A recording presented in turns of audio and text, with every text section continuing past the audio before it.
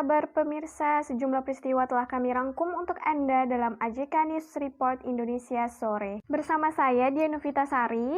Nah, kita langsung saja ke informasi pertama. Kita akan mengajak Anda ke Pontianak yang tak pernah kehabisan tempat wisata. Bersama rekan kami akan memberikan informasi selengkapnya untuk Anda. Selamat sore pemirsa, senang sekali saya Dian Novitasari dapat menjumpai Anda dalam AJK News TV. Hari ini kita sedang berada di Jalan Barito, Benua Melayu, Kota Pontianak, tepatnya di Waterfront City. Lokasi ini menjadi destinasi wisata yang menawarkan keindahan pemandangan Sungai Kapuas.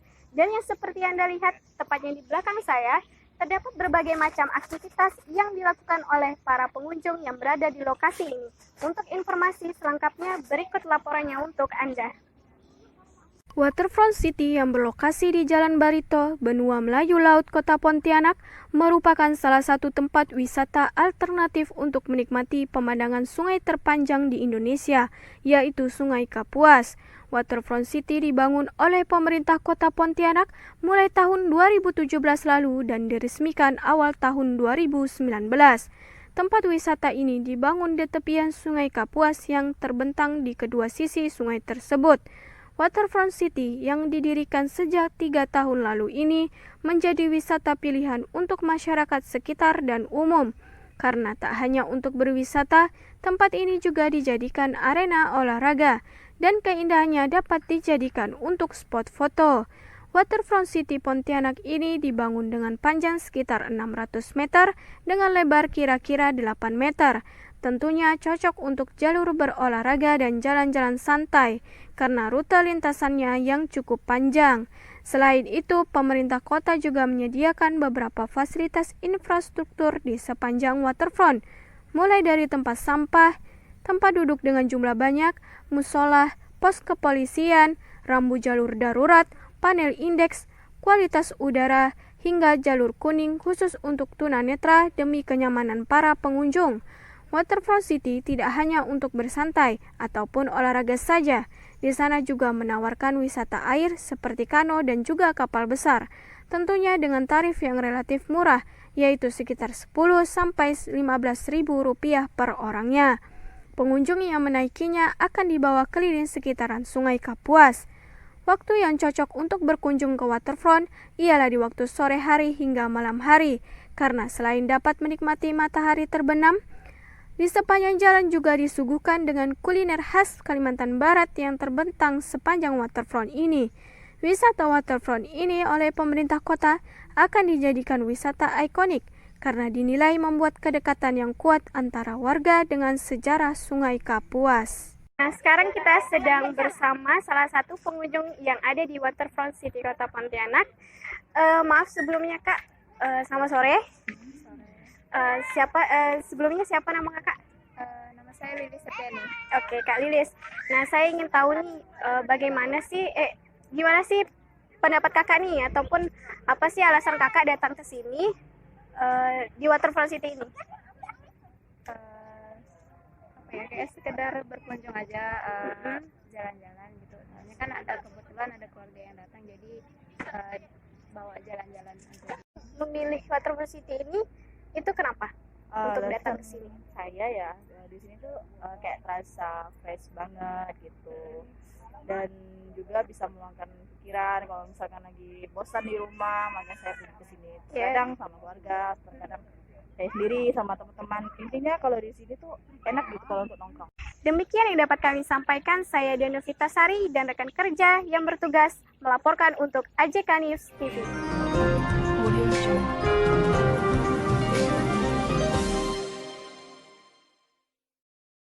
Masih seputar kota Pontianak, ada rumah adat yang menjadi ciri khas Kalimantan Barat. Nah, reporter kita, Mitra Bodi, akan melaporkannya untuk Anda. Oke, selamat siang pemirsa. Pada kesempatan hari ini kita sudah berada di Rumah Radang Pontianak.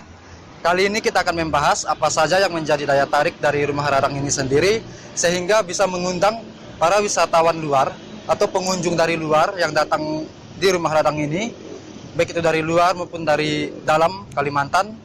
Oke, selanjutnya akan kita simak dalam video berikut ini.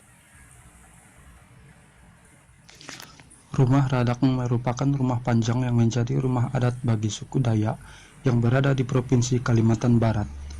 Ini merupakan rumah adat terbesar yang ada di Indonesia dan menjadi sebuah landmark bagi kota Pontianak setelah Tugu Katulistiwa.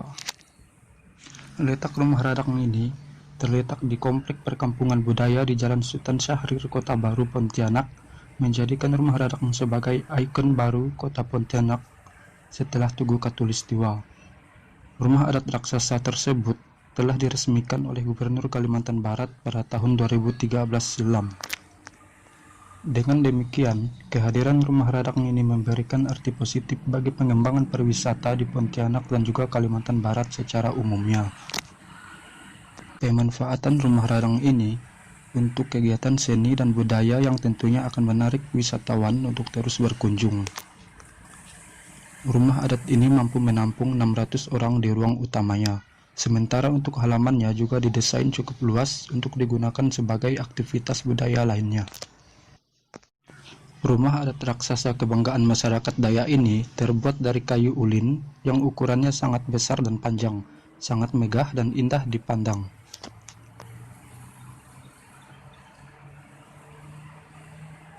Selain itu, bahan material yang terbuat dari kayu ulin yaitu untuk sebagai tangga naik di atas rumah Radang tersebut juga menjadi daya tarik para pengunjung wisatawan.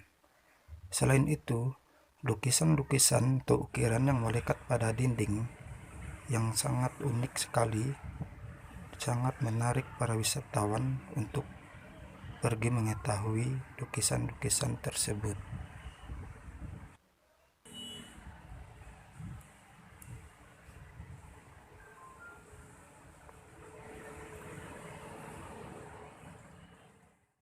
Pemirsa, sudah kita ketahui apa yang menjadi daya tarik turis atau pengunjung lain yang berdatangan di rumah Radang ini. Ternyata yang mengundang daya tarik para pengunjung untuk datang di rumah Radang ini, pemirsa, yaitu dari segi bangunan rumah Radang ini sendiri yang unik dan ciri khas suku Dayaknya itu. Juga terdapat lukisan-lukisan di sekitar dinding tiang-tiang rumah Radang ini, dan material untuk pembangunan rumah Radang ini juga sangat langka ya pemirsa ditemukan untuk saat ini khususnya. Jadi itu salah satu yang menjadi daya tarik sehingga pengunjung luar berdatangan ke sini untuk mengunjungi tempat wisata ini, sekaligus kebanggaan, rumah kebanggaan orang Dayak yang ada di Kalimantan ini. Oke pemirsa, saya Mitra Bodi.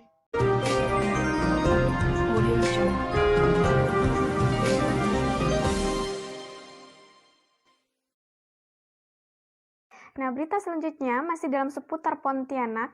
Bagi Anda yang merasa penat dan ingin bersantai, nah di sini ada tempat yang unik yang harus Anda datangi. Nah, rekan kami, Saudari Helena Lena akan memberikan informasi selengkapnya untuk Anda.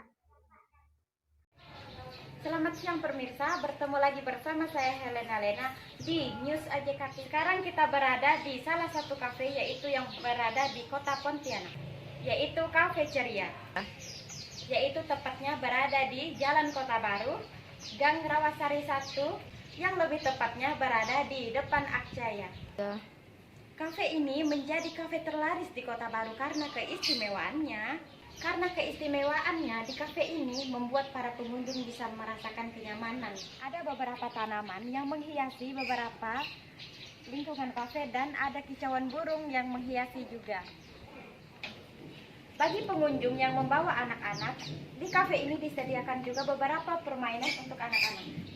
Di kafe ini juga disediakan pentas untuk beberapa acara seperti acara ulang tahun ataupun hari pernikahan.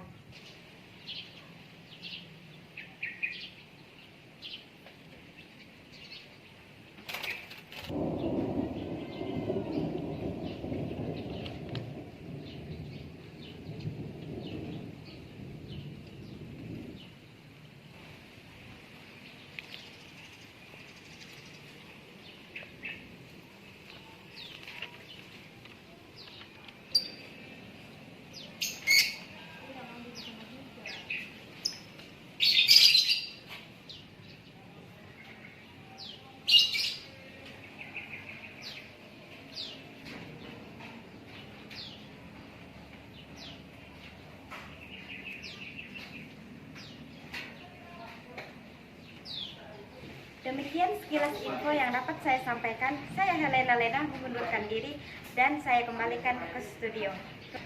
Selamat siang.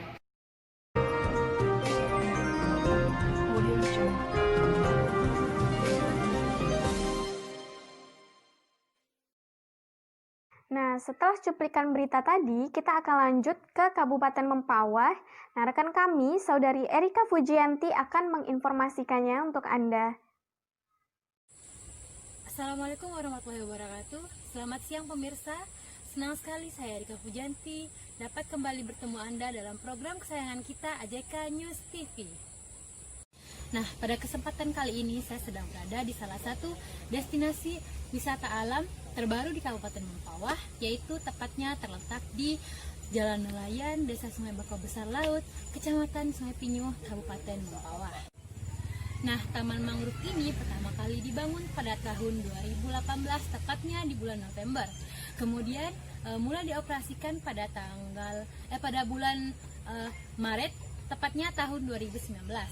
Nah, pada saat itu pembangunan terus-menerus dilakukan di bangunan ini dan sampai saat ini. Nah, untuk melihat dalamnya, mari ikut saya.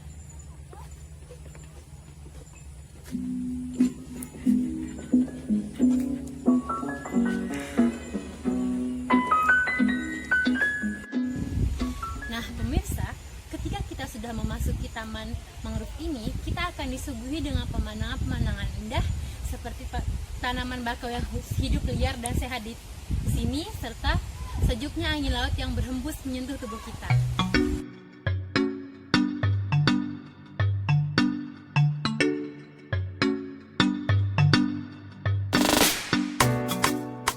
Salah satu fasilitas yang akan kita dapatkan ketika kita datang ke sini adalah pendopo di sini.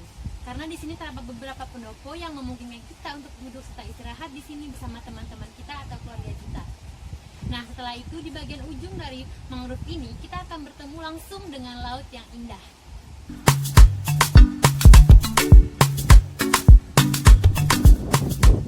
Selain jalan-jalan, di sini juga kita dapat melakukan kegiatan-kegiatan lainnya seperti bersantai, duduk-duduk bersama teman-teman di pendopo-pendoponya. Kita juga dapat berselfie dan juga kita dapat hanya termenung melihat keindahan alam yang ternampak di sini bersama teman-teman kita. Nah, di Taman Mangrove ini waktu yang paling banyak dikunjungi oleh orang-orang adalah ketika akhir pekan serta pada waktu sore, tepatnya di saat matahari terbenam. Karena pada saat matahari terbenam, wajah cantik dari matahari terbenam akan sangat terlihat indah di ujung mangrove itu. Biaya yang akan kita keluarkan untuk masuk ke dalam Taman Mangrove ini hanya Rp5.000 saja. Nah, bayangkan dengan Rp5.000 saja kita sudah dapat mendapatkan berbagai fasilitas yang telah tersedia di dalam sini.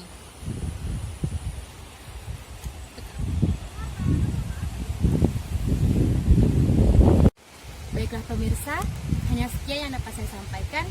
Saya Erika Fujianti dan kerabat kerja melaporkan untuk AJK News TV.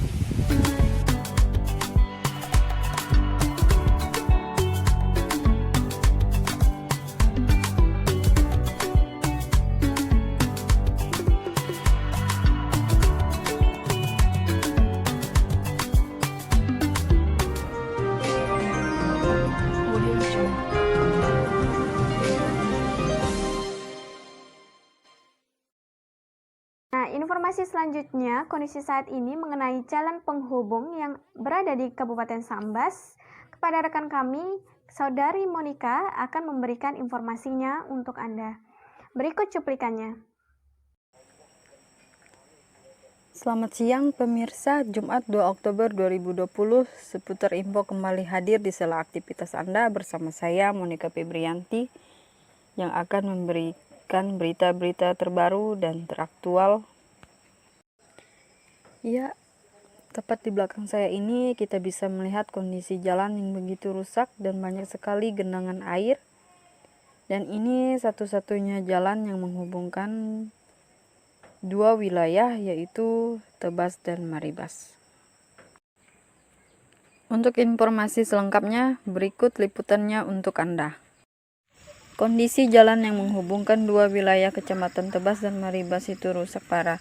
Belum ada tanda-tanda pemerintah kota Sambas untuk melakukan perbaikan jalan tersebut. Jalan sepanjang 1,6 meter tersebut bergelombang dan berlubang.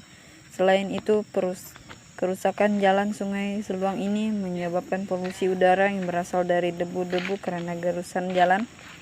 Debu tebal dan bertebaran ketika dilalui kendaraan. Bahkan kalau hujan menjadi kubangan, warga juga pernah demo tapi belum ada tindakan dari pemerintah. Tidak hanya itu, sebagian ruas jalan tersebut mengalami longsor akibat kerap dilalui kendaraan yang sering membawa muatan banyak.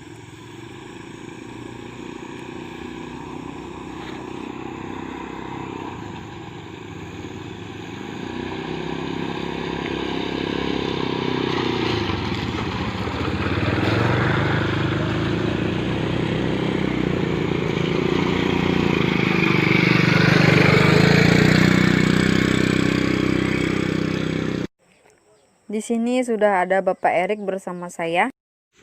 Apakah jalan seperti ini sangat mengganggu seperti aktivitas Bapak? Ya, sangat mengganggu banget. Soalnya ini jalan salah satu akses dari kampung ke kampung. Untuk melaluinya pun sangat sulit. Oke Pak, terima kasih. Ya. Saya Monika Febrianti dan rekan yang bertugas melaporkan untuk AJK News TV.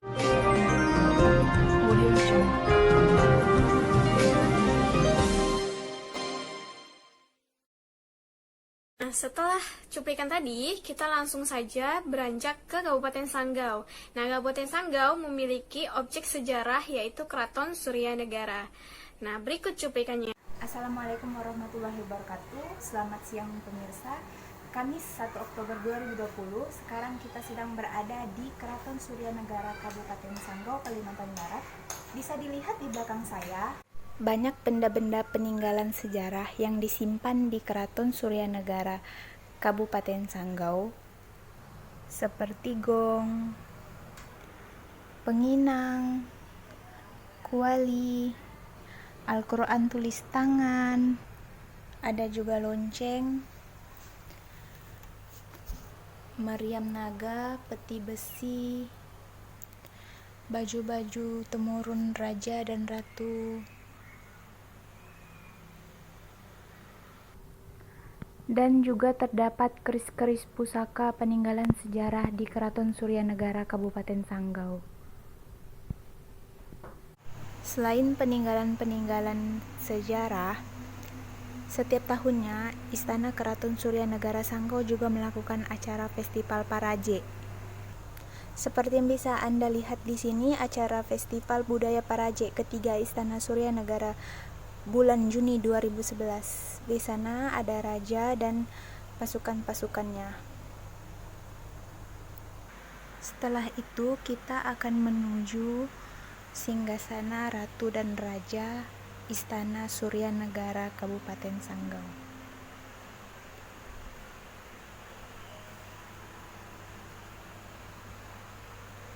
Nezia Sakila dan rekan yang bertugas melaporkan untuk AJK TV.